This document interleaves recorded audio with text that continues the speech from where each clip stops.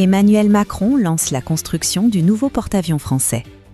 Depuis les Émirats arabes unis, le président de la République a annoncé le lancement des travaux de conception et de construction du futur porte-avions de la Marine nationale qui remplacera le Charles de Gaulle.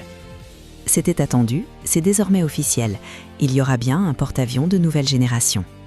S'adressant aux forces armées stationnées aux Émirats arabes unis, Emmanuel Macron a officiellement donné le coup d'envoi de la construction du futur porte-avions de la Marine nationale, appelé à remplacer le Charles de Gaulle à l'horizon de la fin des années 2030, rapporte Le Figaro.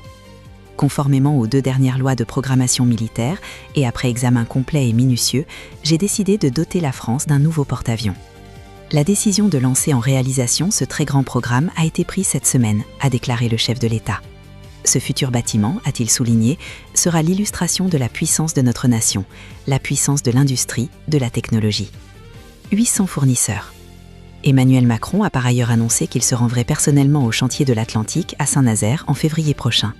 Le programme doit, selon ses mots, irriguer notre économie et les 800 fournisseurs, dont 8% sont des PME.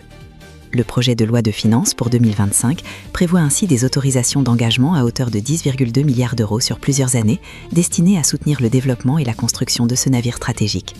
Cette annonce marque l'aboutissement de plusieurs années d'études lancées en 2019 et de longues discussions, tant sur le plan technique que financier.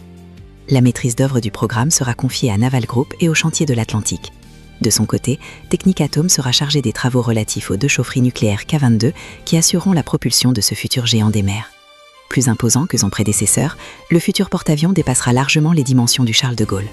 Là où l'actuel bâtiment amiral mesure 260 mètres de long pour 64 mètres de large, le nouveau navire affichera 310 mètres de long et 85 mètres de large.